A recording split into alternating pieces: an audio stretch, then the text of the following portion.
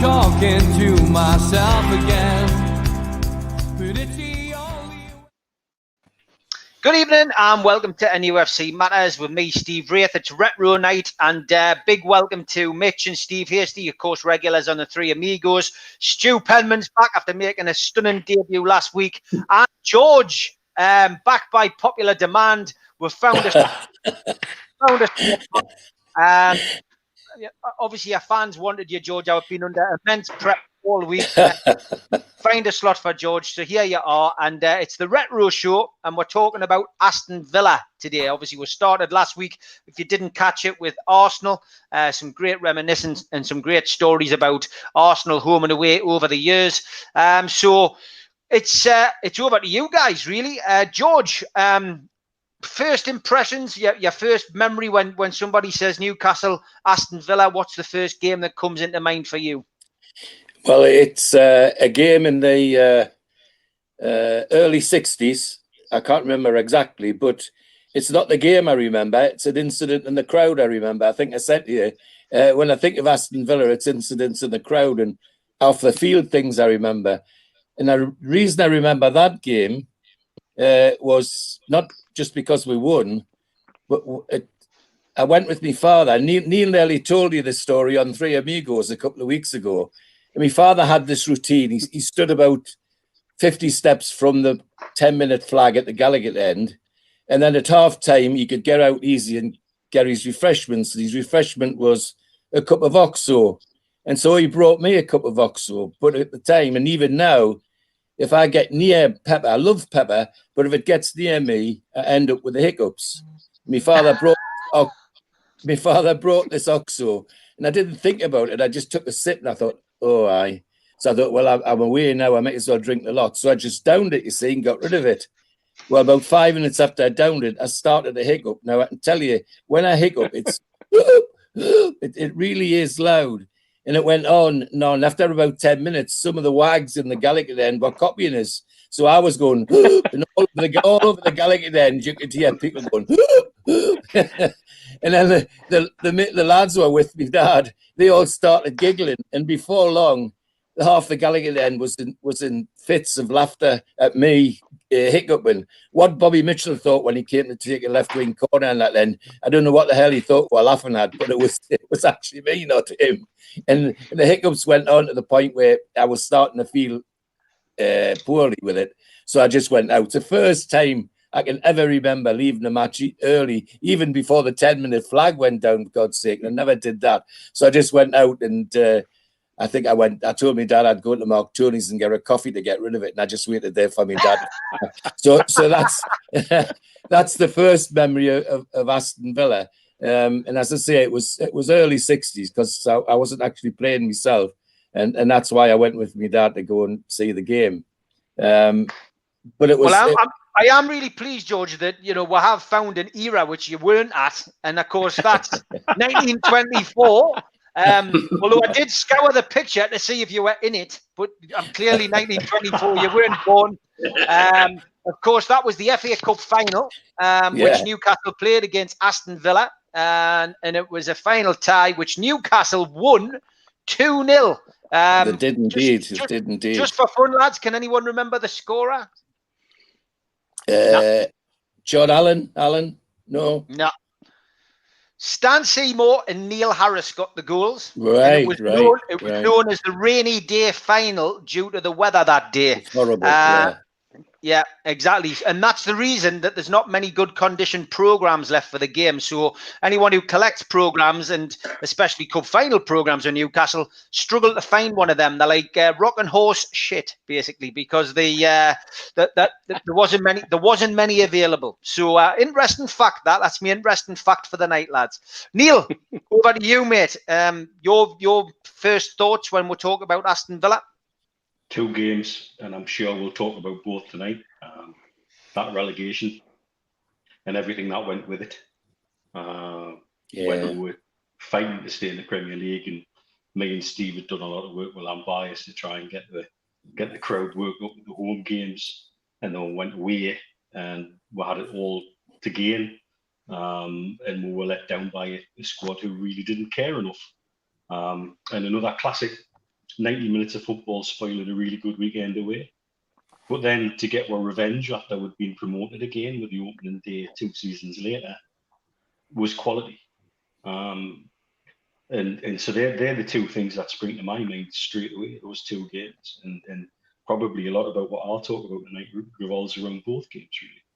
Yeah. Yep. And it's created a modern day rivalry, really, which is based on that. And for a team who, to be fair, I used to have a lot of time for, you got to remember, well, certainly when I was growing up in the 80s, they won a European Cup final. They were a team on the way up. They took Peter With off us, and he went and scored the winning goal in a European Cup final. That's right. All those kind of things. And so they were a team I had a lot of time for, because they were always associated with trying to play good football and doing good things for the English game. But then after that relegation weekend in particular, and everything that happened after the game, it makes me very, very, very difficult to have any kind of sympathy for Villa when they get to the bottom.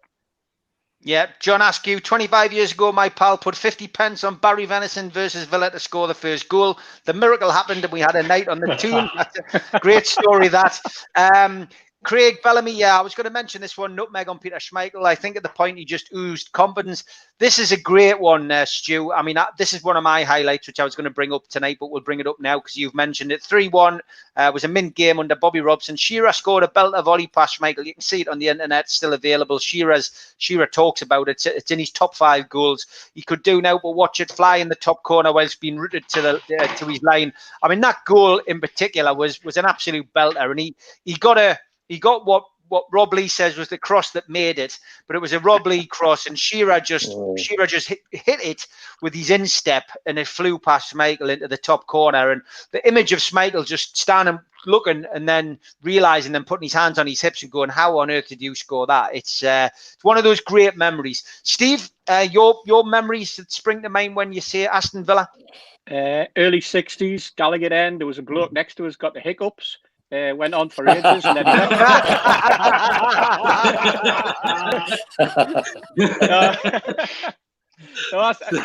Funny enough, I mean, like Neil, I think I did have a lot of time for Aston Villa back in the day. When they won the European Cup, when Peter With was playing for them, they played some majestic football. People like Tony Morley, who played great players. They were always one of those clubs that seemed to want to play decent football. But then when you went to Villa Park, I hated it. I know people have this nostalgia for old grounds, and we talked about it last week with Highbury.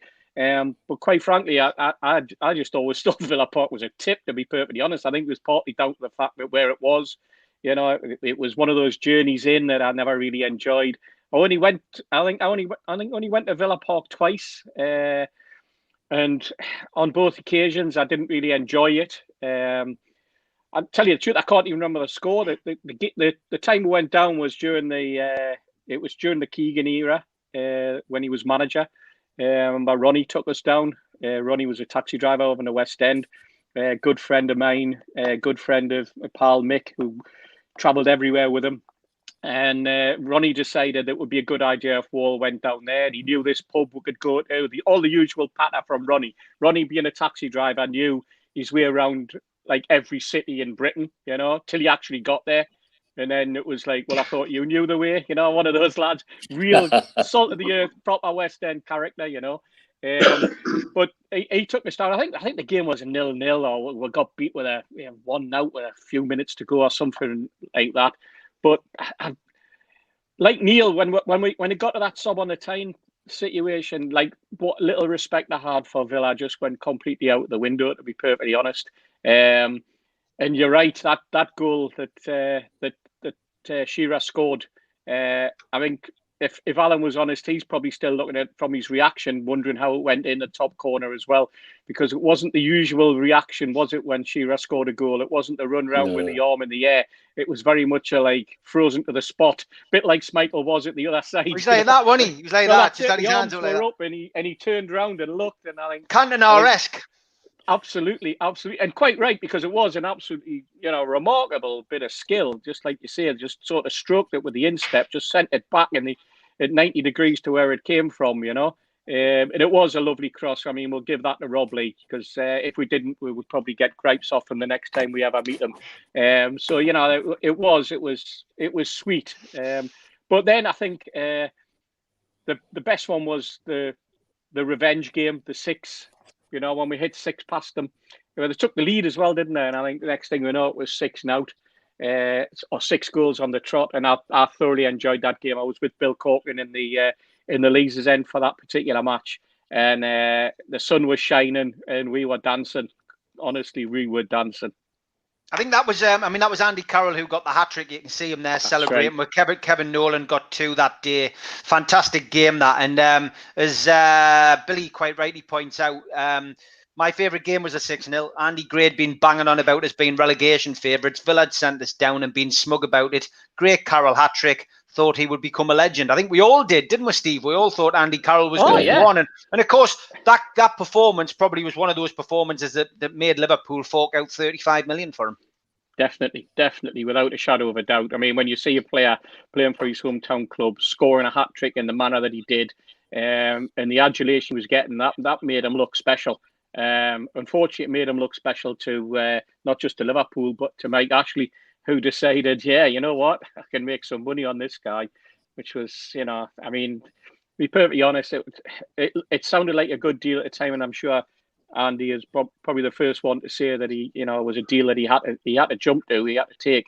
But with hindsight, when you look at his career, you know, going to Liverpool when he did, the way Liverpool were at that particular time, the injuries that he picked up and the respect that he didn't get from the terraces in the same way as he was adulated on the Gallagher end, I don't think it did him any favours, to be perfectly honest.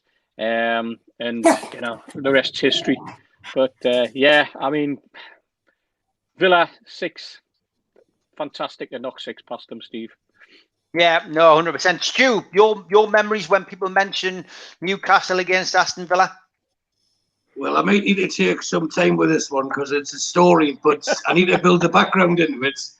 Go on. But most of it is out of pure justification, to be fair, but it'll become apparent as the story goes. For some reason, I've never liked Villa. Now, by the end of this little tale, it might become clear as well why I don't like Villa. But if you remember back when we first got promoted under Keegan, and we had Villa away one of the first, maybe it's the first 6 or 7 games of the season, Malcolm Allen was playing for us. He scored that game. We won 2-0. But at the time, I was finishing the last year of my A-levels, because I stayed on, did an extra year, then I did 2 years of A-levels. And that's true as well, believe it or not. And so what I was doing, if we go back to the time where there was a progression of when you used to go to matches, you know, it used to be the supporters buses or the Armstrong Galley buses, as they were sometimes, and then you would get the night buses and then so on and so forth. But anyway, I'd worked a night shift in a bakery because I was doing that to subsidise, obviously, the drinking and the football on the Friday, and I'd finished early Saturday morning and went home, went to my parents, got showered, breakfast, straight into town on the bus. And I'm sure there's many people out there who can remember, you know, you weren't allowed to drink on the bus, but everyone did. You know, you had your 2-litre bottles of Coke filled with vodka or Bacardi, and off you went. So with no sleep for about 20, maybe 30 odd hours, we get to Villa Park and I'm steaming. And we won the game, everyone's happy, and I'm just getting myself back to the bus when I seen a very good pal of mine, Darren Stewart, who actually Steve H. and Mitch met at the Kevin Nolan do that you did, Steve. Yes. Right, yeah. So I met him. He was down there with who is now his like father-in-law, and his father-in-law was in the Navy, and his best pal was from the Birmingham area, and they were staying down for the weekend. So I bumped into them, and his father-in-law, Alec, lovely fella, was like, "Come on, Stu, son, come and stay with us. You know, we're going out on the night. You know, there'll be extra room. You know, the lad's got a big place and all that." And I was like, no, it's all right. I need to get back. I've got work at 9 o'clock tomorrow morning, because this is the times when night shift was time and a half and Sundays was double time. You know, so I needed the graft. So I had the willpower of a melting Mars bar and agreed to stay down. as long as they agreed to drive back by 6 in the morning. So I'll be back in Newcastle before 9 o'clock. So already got a skinful. We get back there. The Navy guys were drinking the rum and we felt indulged. Now I was 18, 19, I think, at the time. So we end up going out round the town. Now we're staying in a place called Sutton Coldfield, which is a bit of a well-to-do area in the Birmingham city. So it's one of those houses you go in. At the time, I had seen nothing like it. You walk in the front door and there was 2 staircases going up, and I was like, whoa, what to do here? So be on your best behaviour, you know, be polite and charm the mother and etc. And so anyway, we go out, had a right good skinful, ended up in there. It was, I don't know if it was I know it was in Aston, but I don't know if it was a social club or a, you know, like a old Navy club or something. We're drinking rum, and at the time, me and Darren, we'd just been watching a rerun of Wiedersehen Pet, and we think we're hilarious, you know, asking everyone if they're in the West Bromwich and District Building Society. You know, and this was like, how we didn't get a clip, I don't know, you know, but we're full of ourselves and full of the ale, etc. So eventually we go back in Morg's her name, it was Karen Morg. She's put loads of sandwiches on and a bait and everything else. And I was the new addition, so okay, we'll make a room up for you because they had plenty. So the one thing I always did is made sure I had a glass of water on the side of my bed, and you know, when you wake up, you can have a drink of water. So I asked her where the toilet was, you know, and I'd been drinking all day. And she says, just follow me and I'll show you. She says, just across the landing, it's in that door there. I'll leave the light on for you. So, you know, in case you need it. I went, no problem. So this is about 2 in the morning. We're getting up at 5 to leave at 6. And I think I'm not going to get much sleep anyway, but straight out like a light, proverbial light. So anyway, I must have woke up. To this day, I still can't even tell you what's happened here, but Darren swears blind this happened. So I've got up, don't know what's happened. So at 5 o'clock, I'm sure someone shakes this day, come on, breakfast, get your stuff, we're leaving. Come get your breakfast. And you walk into this like lovely kitchen, and people are sitting there, and you know when you walk in a room and there's just deathly silence, you think, well, what's going on here? What's happened? I wonder, you know, there's been a death in the family or something like that. And then my scrambled egg and toast got put down on the table, but with a clatter. And I'm thinking, well, you know, it can't be me. I'm always polite. And it wasn't until we got in the car, we're leaving just before 6. We left earlier than we should have, just before 6. And Alec, the father-in-law, Alex Simpson, he's turned around, he went, you've really embarrassed me. I've done this, man, all my life. And I says, what are you talking about? And he says, you got up for a pee in the middle of the night. And I says, I couldn't have. I says, we didn't go to bed till 2 and you woke us up at 5. No, you did, you got up. And I says, well, she left the light on, didn't she? So I must have found it, no problem. He went, no, the light you found was in their wardrobe. They had one of these big posh wardrobes, you know, and the light come on. And that was apparently the light that I found, and all these designer clothes for the ended up getting a bit of vodka and Bacardi and rum and lager, etc. Talked on it. So I have to apologise again. So that was the story, and to this day I still can't remember. Now the corresponding game was back in the following that season. Was the game that you talked about, Venison scored and we won 5-1. Well, they've come up again. So the fellas have come out and I've met them. We've got the bus into town and every couple of pints. And I kept apologising. No need, son, no, we've all been there. We've all been there. And I said, well, look, it's the first time in my life it's happened. And there has been another one like twice now, but 19-year-old, first time in my life this has happened. And I was so embarrassed. I says, look, I really need to apologise to your wife. Keep digging, Stu. There's really no need. There's really no need for this. And they were having a bit of a party back at the house. And as the game finished, you know, we'd sit in the room up the hip flasks and everything, sitting in the Gallagher end. And we, like I say, we won 5-1. Getting the bus back, and we were getting up at their stop. And I thought, should I stand up and go with them or not? And it was just like, okay, see you tomorrow, mates. It's all that. Nice meeting you again. No, I'm not welcome back in there. Like, so that was my first recollection of going to a Villa game away, and I think it's probably the reason why I don't like Aston Villa. Sorry to take up so much time, but I just thought I'd share that and then publicly embarrass myself. Stu, I think our regular viewers are going to get used to your stories like that, mate. So don't never apologise. We all bring something different to the show. Now, this has already been mentioned in the chat, George, but I want to get everyone's opinion on this. What does this mean as a Newcastle fan when you see this? Of course, this happened against Aston Villa. Oh, The ultimate embarrassment, that for me. absolutely. Kieran Dyer and Lee Bowyer being separated by other players on the pitch in front of 52,000 people. Graham Souness was manager, I think, at the time. What does that mean to you, George, when you see that? I mean, were you at the game, and what was your initial impression when you saw that? Horror, absolute horror, Steve.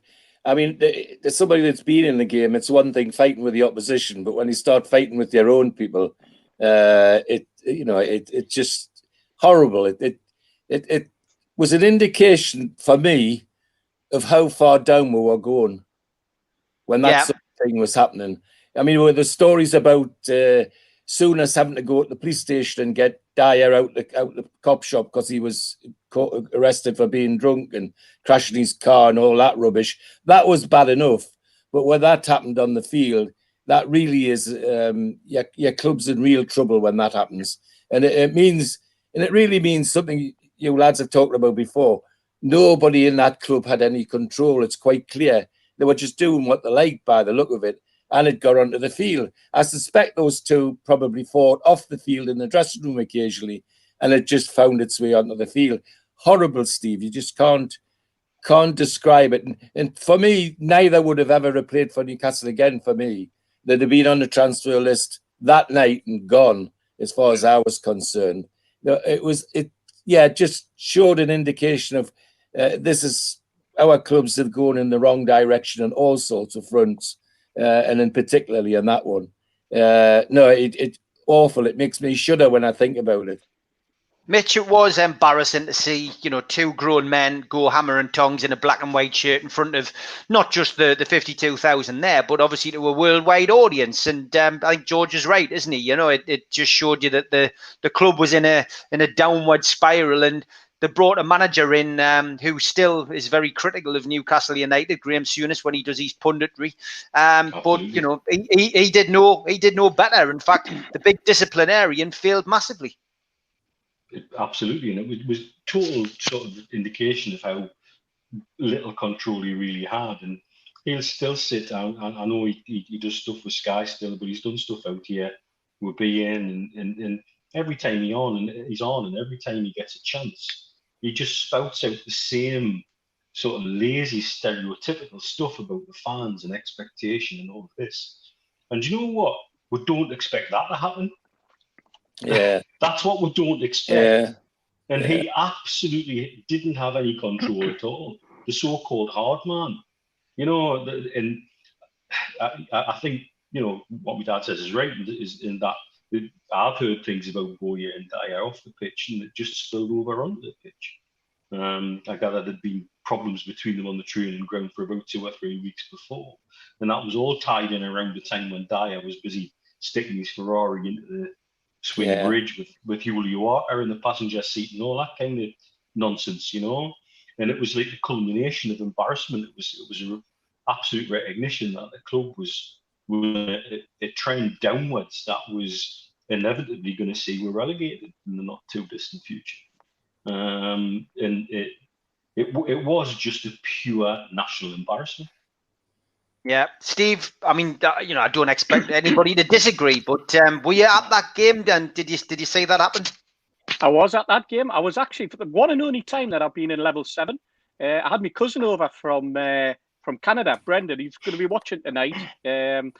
And he's in Montreal. He came over for a holiday, and he loved coming over to Newcastle. You'd stay for 3 or 4 weeks. You'd also always try and time it for a game, and hopefully 2 or 3, because at the time we also had European matches, so we always make sure we had tickets. And I got a ticket for the level 7. Gave him my ticket, and he sat with pal Tony in the East Stand, and I just at first I couldn't quite make out because my eyesight's so bad at times. When you're up in level 7, you do need binoculars. And I looked down, I just couldn't believe what was going on. It was just like, what on earth's going on here? And then I think that what summed it up, I mean, the press conference, if you remember the press conference that Souness insisted on having, or whether it was Shepherd who insisted, I'm not too sure, but they had that press conference. And if I remember rightly, we had Souness sitting in the middle, like Judge Judy, and he had the two on either side. And they're sitting there like little schoolboys, lost, wondering what can. Oh, I'm sorry about this, sir. And I think isn't that one where the tea lady suddenly walked in with a cup of tea for Souness and put it in front of him. Yeah. And he completely lost his train of thought. And I just remember thinking, who's running this club? Who is running this club? Because at that point, I think we'd had all sorts of shenanigans, hadn't we, over the years.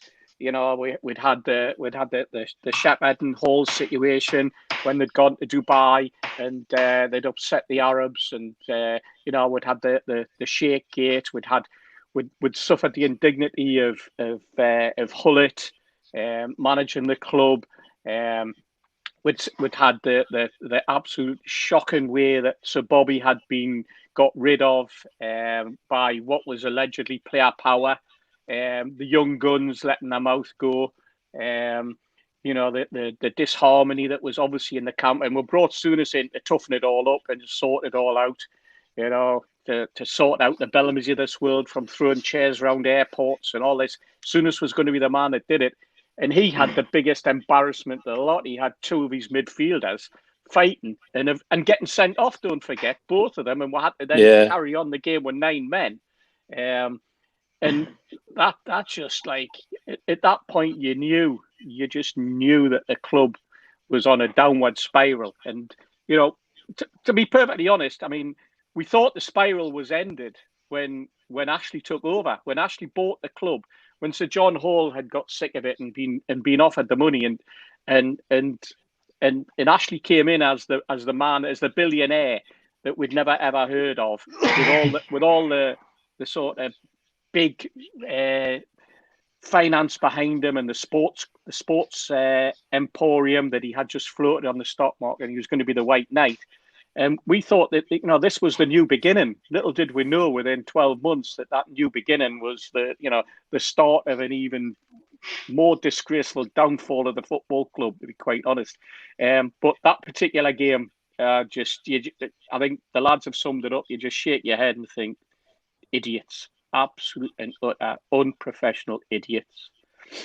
Yeah, I mean, the apology, Stu, was weird as well, wasn't it? Steve's just mentioned it there, but when it should have been a case of putting them both on the transfer list. To see them getting wheeled out and do this half-hearted apology was just crazy, wasn't it? Yeah, it was embarrassing. It's like what George said. They should have been on the transfer list before the game had finished and fined as much as possible and be told, that's it, you're never coming back. Because I know what Steve's just mentioned there, but talking about the beginning stuff, it was meant to be the beginning of a new era. To me, it was the end of an era, and it epitomised it. Yeah.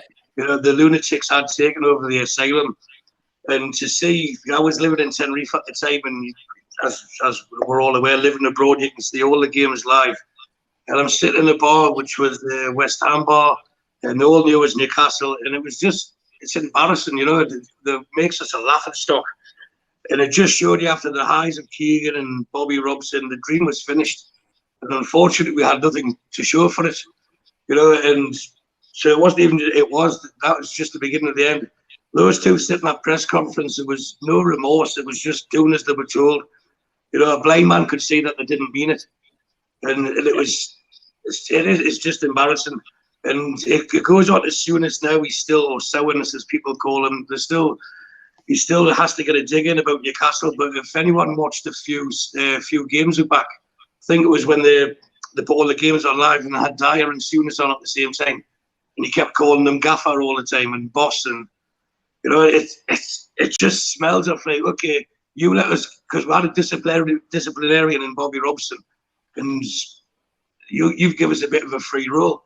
And he never bought into Newcastle. I think Souness come in and thought he was bigger than Newcastle. Similar to Hullet, thought he was bigger than Newcastle. And although he wasn't on the pitch, to me, he was as much of the cause as them two allowed to fight, because, as George rightly said, these two must have been at each other that's not the first time they've had words or even through 50 each other, and that should have been nipped in the bud.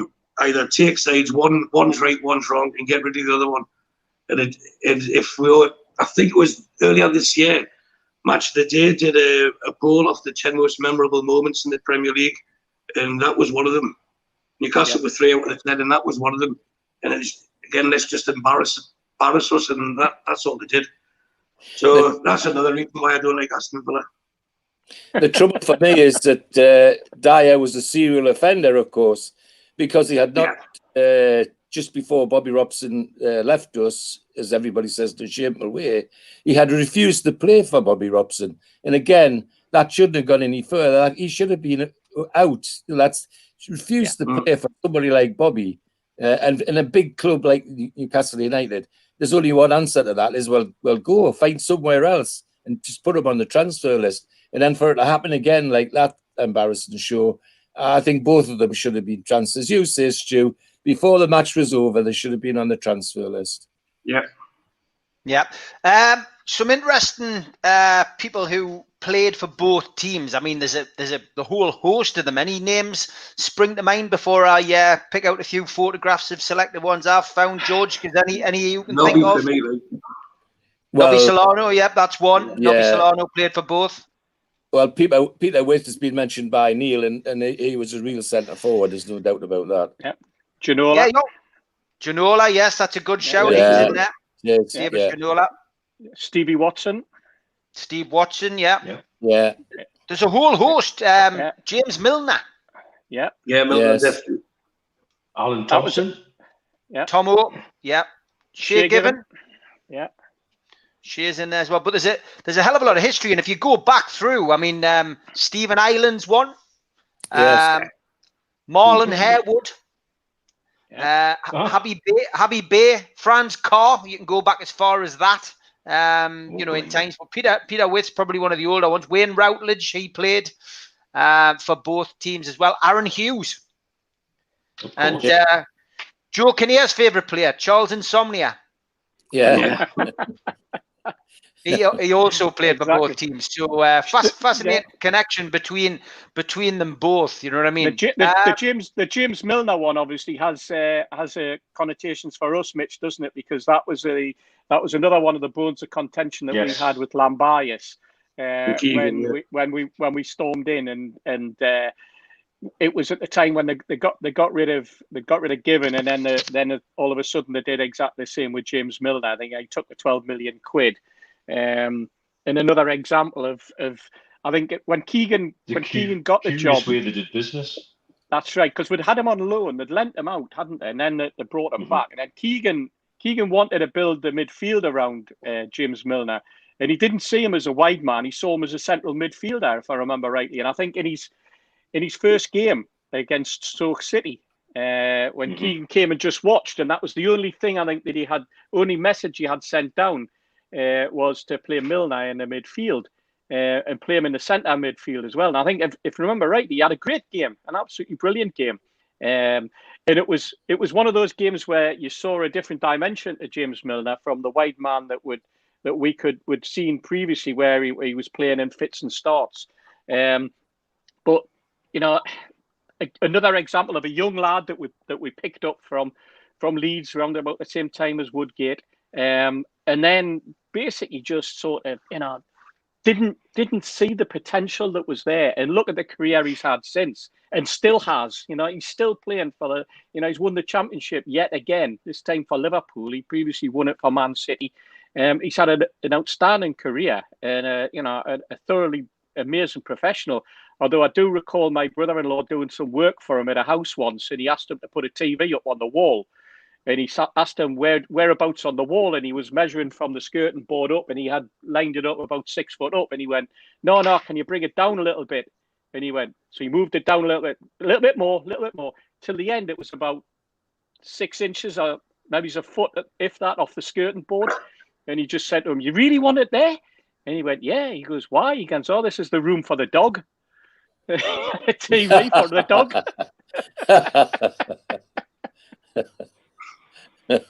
So I don't know how many of you have both also got special rooms for the dog that cost like 25 grand to kit out, but that's what footballers can do, I suppose. Yeah, our dog lets us share this living room occasionally, as you heard when she was barking.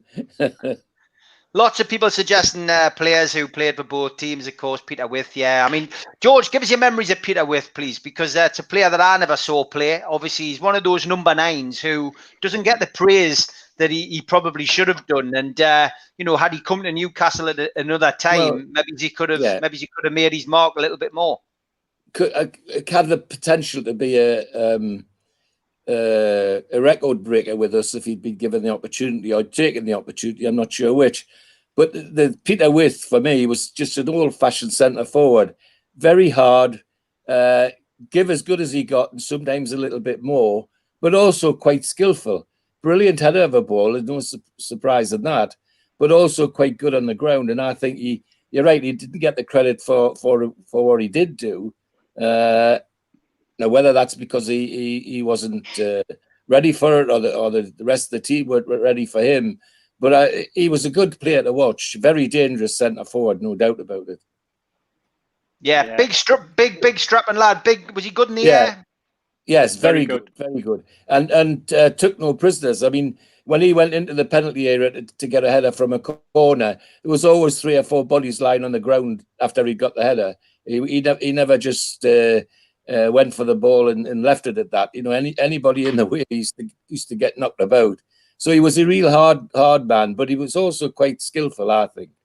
Do you remember that game as well that Kenneth Stark was talking about, George? Do you remember that one? Newcastle against Aston Villa, 75 at home, 3-0 we won, 2 goals for Supermac and 1 for Tommy Craig. Yeah, I do. It's one of those. Once Supermac get 2, everybody wants Supermac to get 3. And I think my overriding feeling when we came out is people around were quite disappointed because Supermac didn't get a hat trick. but it was a good game and a good win really, because at that time Villa weren't a bad team at that particular time. Yeah. What's your favourite game between Newcastle and Aston Villa, George? What's the game that stands out for you the most in all your years supporting Newcastle? Oh, it's already been mentioned by everybody on here, and that's the 3-1 with Shearer's volley. I mean, that would be my favourite game against Villa. And I said to you at the beginning, there was 2 crowd incidents that I remember Villa for. Well, there was a crowd incident at that match as well that I was involved in. There used to be about 8 of us about 8 Neil used to go together and sit in the road in by 1892 until Lashley come and 6 of them decided they wanted no more. But never mind, that's another issue. Anyway, all sitting together, and there was a quiet part in the match. Now, one of the people that went with me was a colleague of mine from the university called Mehmet Atle, Turkish, football mad, great friend of Emre, the lad that came to the club, the Turkish player. Mehmet was watching the game, and there was a quiet part of the game. Now, this man is ex-Turkish international basketball player for the Turkish Navy, 6'6" and about 6'6" wide. And all of a sudden, a quiet part of that match, he stands up, and he doesn't just stand up; he puts his arms up like that as well. So it's like watching Gray's Monument standing up in the bloody bar 1892. And then he sits down, and I says to him, "What's that for, Mehmet?" He says, "Oh, my family's watching on television and they couldn't see me, so they'll see me now." So just to let the family see he was there. And a bloke behind him said, "Don't do that again, mate. My wife thinks it's a bloody Hulk after her." my favorite game goes a bit further back than that 3-1. It was a 4-3, and it was 1996, St James's Park. And cracking game. Someone's mentioned it a little bit earlier, but Les Ferdinand got an early goal in that game, but not as early as Dwight York. Dwight York scored in the 4th minute, I think. Les Ferdinand scored in the 5th, and then it was just backwards and backwards and forward. Newcastle were 3-1 up, I think, at half time. Ferdinand got a couple of goals, and then the second half, Dwight York just went on a mission. He completed a hat trick, and we all thought it was all over. And we managed to get a winner. I think it was Steve Howie got our winning goal that day, and that was back in the day, of course, when the crowd was only 36,500 at St James's Park. But fantastic game that. Pavel Srnicek in goal for Newcastle. I think Draper got sent off for Villa just before half time. But that just seemed to give Villa the incentive to dig in and try and get a result. It was one of those crazy games where 10 men seemed to play better. But for me, that was a fantastic game. I mean, there's been a few great games like that where it's been a 4-3 or a 5-4 that I've seen, but that was with the best. So that's mine. Mitch, your favourite Newcastle Aston Villa game? It's got to be the revenge game. That 6-1. I think, just for what it meant, the statement it meant, the statement that said, we're back. Do you remember us? We're back. And the energy in the crowd that day was just properly ridiculous. We really, really, wanted that so badly. And everybody on the pitch wanted it too. It was like the few who remained from the season before previous didn't forget. And we need more of that amongst our players, because when the players care about it, makes a heck of a difference. Yeah, no, you're right, 100%. The big shout out anyway to our sponsors. I forgot to do that a little bit earlier. Big thanks to Darren Baldwin Funerals for sponsoring our StreamYard connection for this month, and a big shout out to the lads at qtechshop.co.uk. And big shout out to John, because he's been doing the T-shirts. And George, you got good delivery of your T-shirt. I see you've got it on there. Certainly did, yeah. Door-to-door delivery. Couldn't be better. Big thanks to Q-Tech for that. It's good quality. I've got mine on as well. He's a nice lad, by the way, John. He was good. Yeah. Yeah, good stuff. And don't forget as well, the Christmas party, it's selling quickly. We've only got about 30 tickets left for this. It's in aid of the food bank. www.newcastlelegends.com if you want to support that. £12 a ticket. Live Q&A with Lee Clark. And a few of the chaps and chapesses will be down there. So get yourself along if you can. And the T-shirts I was mentioning are there. They're on sale on the website as well. If anybody wants one, thanks to Q-Tech for sorting those out after somebody asked if we could have them. So that's all the shout outs. Steve, your favourite game then against Aston Villa. Are you going for a different one to me and the lads? No, I think like Neil, the 6-1 because of what it meant after what we had previous. But I've got to say, to be perfectly honest, I mean, Villa have always played decent football. They were a good footballing side, and they were a good traditional footballing club. I was a bit flippant earlier when I said I hated them and I didn't like the ground and stuff like that. But the whole thing about Villa was that they were supposed to be a well-run club. They'd won the FA Cup a number of times. They were not the biggest club in terms of stature, but where they were where they are in Birmingham, they're certainly the biggest club in the Midlands. I mean, there'd obviously been spells with Wolverhampton Wanderers in the 50s when they had the likes of Billy Wright and people like that, and they played European games and that type of thing. But Villa, they built an amazing team under Ron Saunders at the back of the 70s, and then to get through to the European Cup final and win it in the manner that they did. And you're talking about Peter Wade. I think we only had Peter Wade for a season, if I remember right. 2 seasons, I think. Yeah, 2 seasons. Yeah, I think we got relegated, didn't we? And that was it. He wanted to get back into the first division, and we were relegated.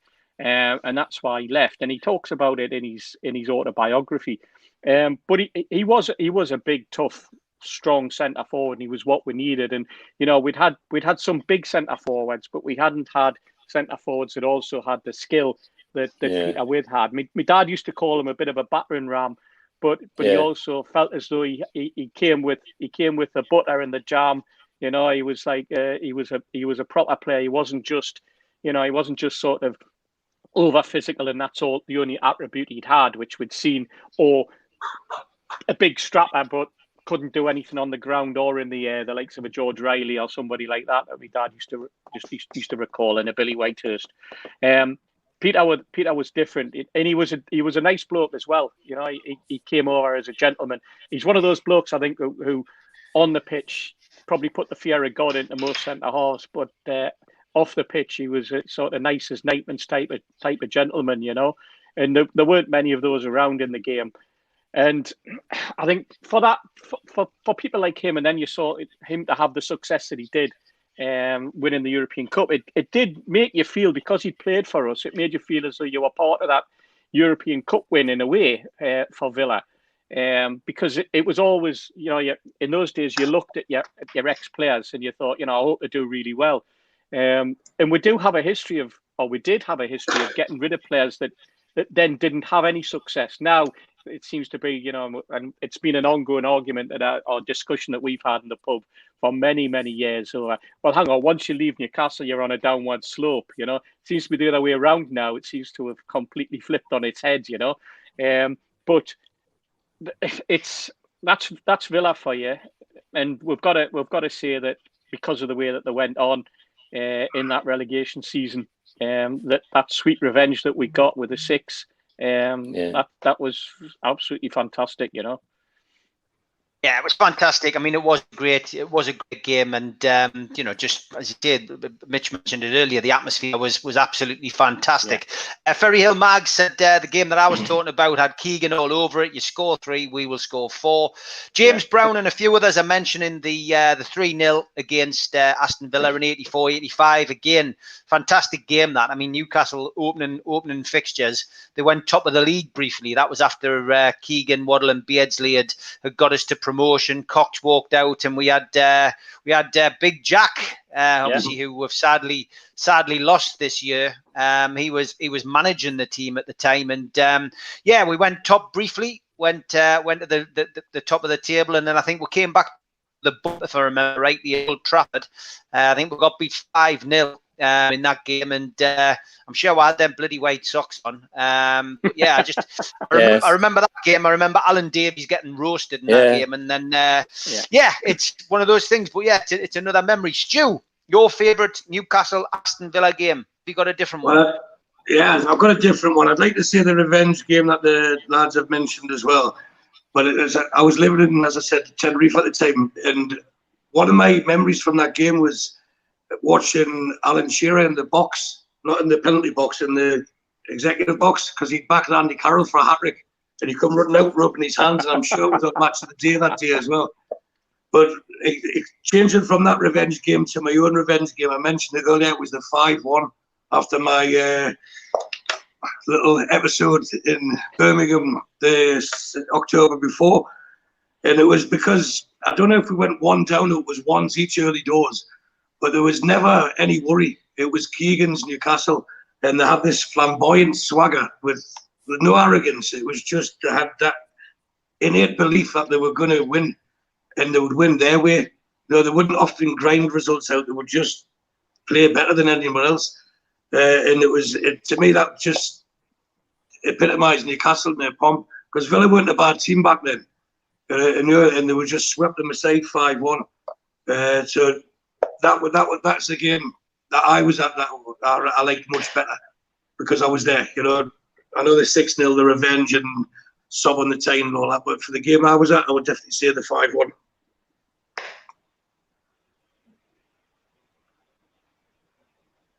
I saw somebody mentioned earlier about Villa being a bad ground to go to. I've got to be honest, when I've been down there, I've never had any issues, George. Is that the case with you? I always found like the Yorkshire games were hard. The South Yorkshire police were always a bit of a nightmare for me. Or going down to Everton, I always found that a bit of a micey ground. And of course, places like Millwall, etc. You know, West Ham. You know, you took your life in your hands. But Villa, I always found okay.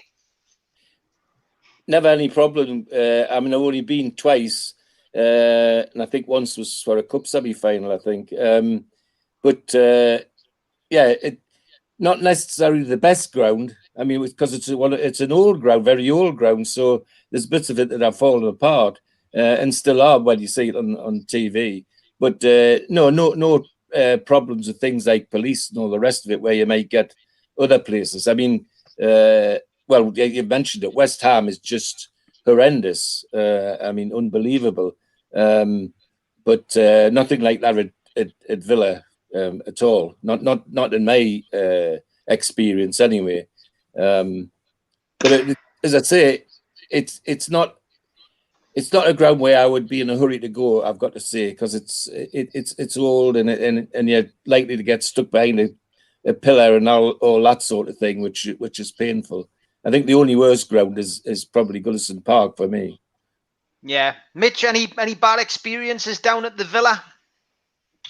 Personally, no, not really. I know our Josh did his first away game with the lads on his own last year. Then he got thrown out of a pub for destroying a wall in the beer garden by accident or something like that. But you know, I felt quite proud. I thought to myself, I passed the baton on. That's very good. No, do you know what? It's a place. I tell you what mystifies me about Villa. Remember, they used to get loads of cup semis when they used to play the semis at neutral venue. Yes, and I could never understand it. The ground was old. It was needing lots of work, and the pitch by the time the cup semis came around was like a ploughed field. Same as Hillsborough. I could never understand it. I'm like, well, what is it?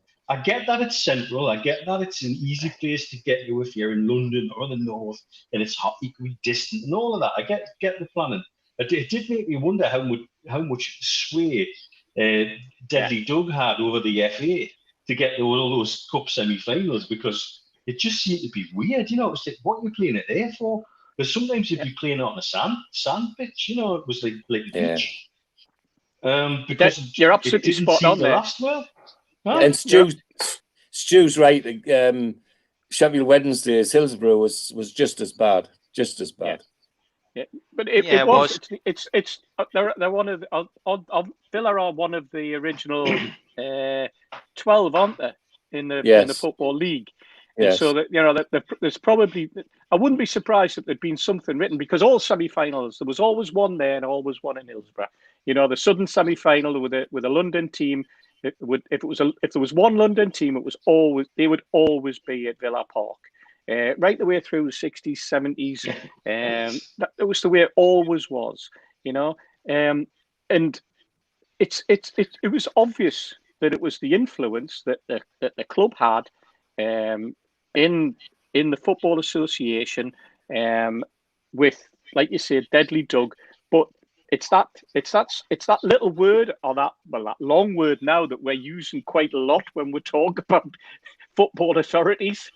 Corruption, you know, with a small c. It's that corrupt nature of how football has not just evolved, but has continued to stretch itself for decades and decades. So when we hear about things happening in football, we shouldn't be surprised, because it's been like that since time immemorial. Little things that swayed it like that, Neil. I'll tell you who's got some great stories about Deadly Doug is Roy Aiken.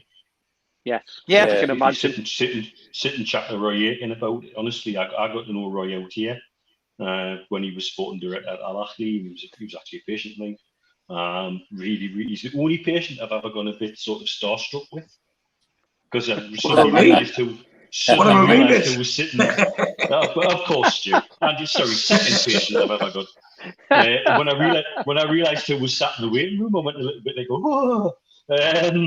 Stu, really lovely guy. There's a difference between starstruck and seeing stars, Stewie. Yeah, there is that. Well, we're going to do it again next month. I'm back over next month for a couple of days. Twice in the month. We're coming up to the last 6 or 7 minutes. Go on, George. I was going to say, it's a talking about starstruck. It's a pity Marjorie's not here. She'd tell you her starstruck story. Can I quickly tell you, Steve? Yes, go on. I was working in Athens for the university, and on occasions when I was going to meet parents as well as kids at a school, I used to take Marjorie with us because she could talk to their mums. I mean, I could tell them 1,000 times Newcastle was a brilliant place, but they didn't believe a bloody word I said.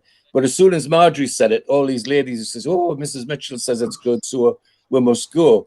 Well, this day I was going out to a college, and I didn't want to take Marjorie with us because there was no mums there. I said, "Look, we're in a hotel called the Varney Acropolis, just below the Acropolis, and it was in the Placa, where it's a big shopping area. Because you have a day in the shops, and when I come back, I'll meet you in the bar, and we'll go for our dinner."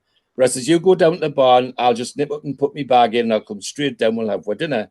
So I come back from this college, I went through the hotel, and I could see the bars I went through, and I saw Marjorie sitting. And I could see that she was sitting, and there was a ring of fellas around her, talking to her, you see. And I thought, oh, that looks cozy. That'll save us a bob or two on whiskey. Anyway, I went upstairs, got changed, and come back down, and walked into this circle for Marjorie to say there was George, this is Ryan, this is Gary, this is David, this is Paddy, this is John, this is John. And what I'd forgotten was that Manchester United were in Athens to play Panathinaikos in the European Cup. And Ferguson had to go to the Intercontinental Hotel. And of course, this lot used to ask to go somewhere else. So they'd sent them to our hotel with Parry Crerand as the minder. So she's sitting talking to all those guys, not a clue. She didn't even know who bloody David Beckham was. And as Neil says, you're trembling. And here I am in the middle of them all, shaking hands, you know. And the two Johns were the people who run Manchester United TV. One of them had said, oh, I've my shirt for the dinner, the night's wrinkled. So what did Marjorie says, oh, I'll take it up the room and I'll iron it for you, you see. So where she goes with this lad's shirt to iron it. And Parry Crerand, quick as a flash, said to him, you want to be careful. So this John looked at him and says, why? He says, well, there's a chance to come back black and white stripes with Shearer written on the back, mind. So that's Marjorie's story.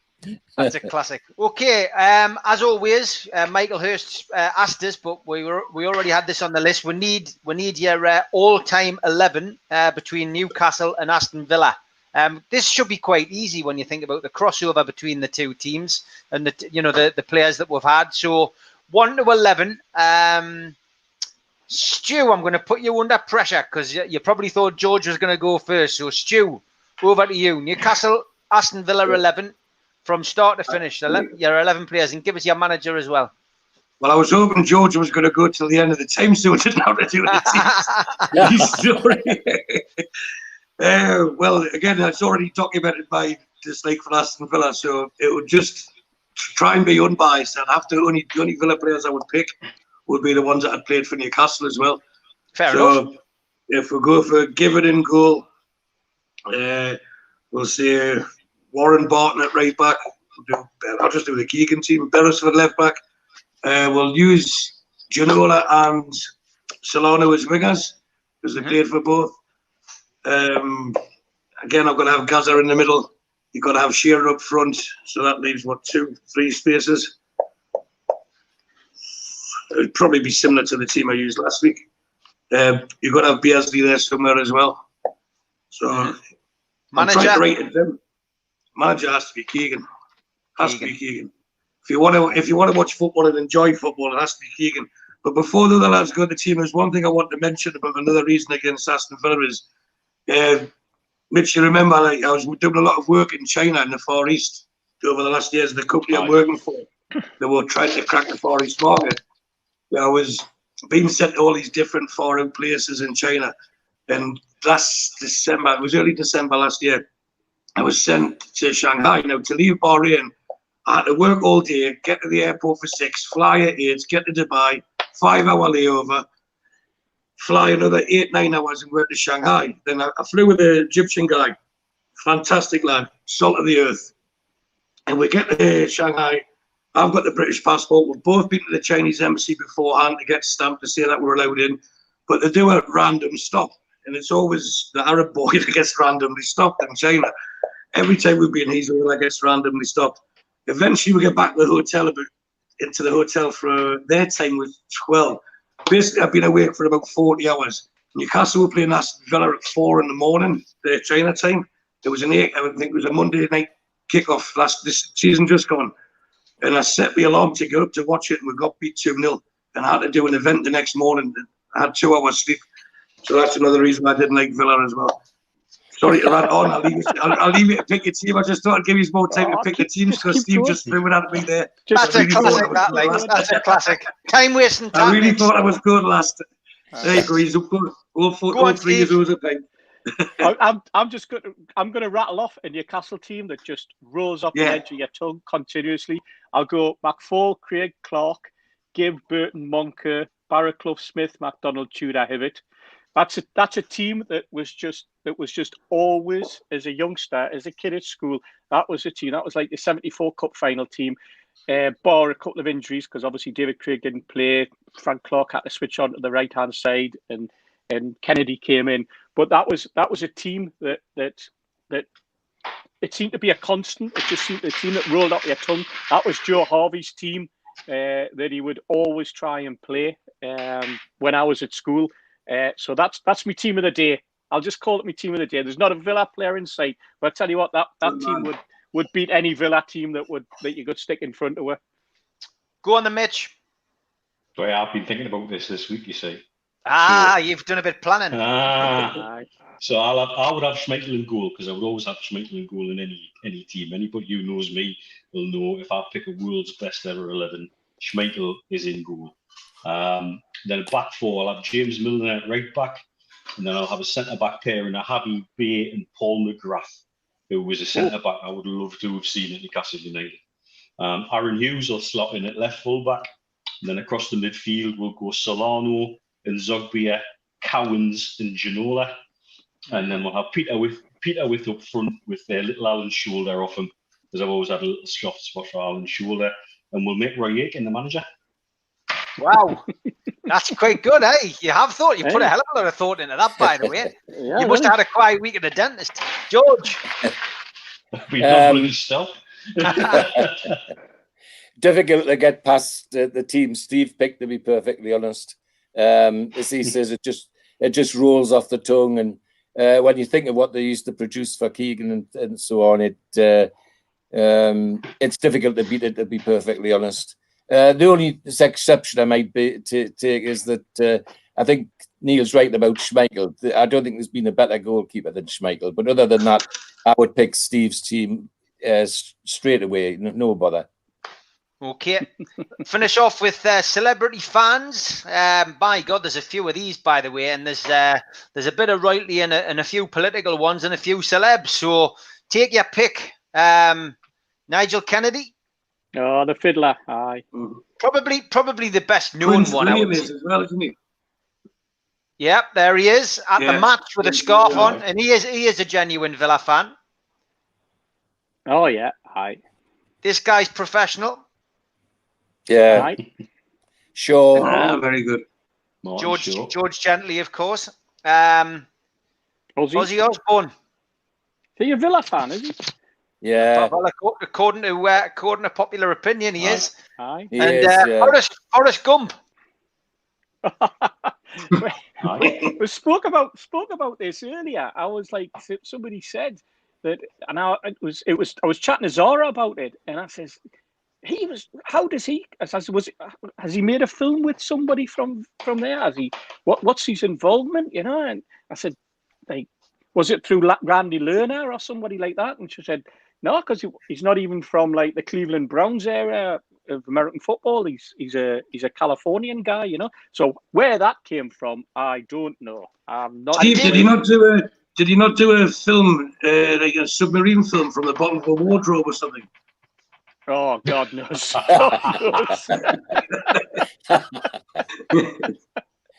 Tom Hanks supports Leicester, according to Ben, but no, he's down there. You can check up. He's down there on there. And Tom mentioned somebody. I resisted the temptation to put David Cameron up because I would have just got called all the Tory, you know, and named under the sun.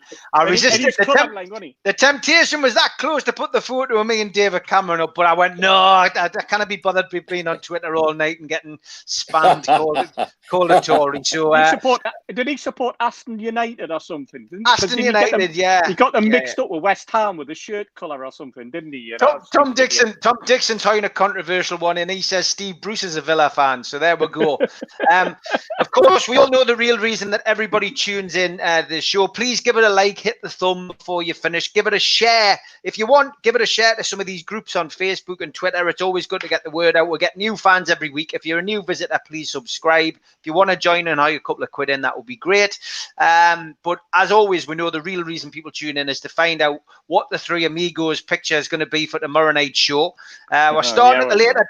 We're starting at the later time of 7 o'clock, and it's once more Into the Breach with Mitch, me, and Steve. Hey. I think that's quite regimental. It looks good, doesn't it?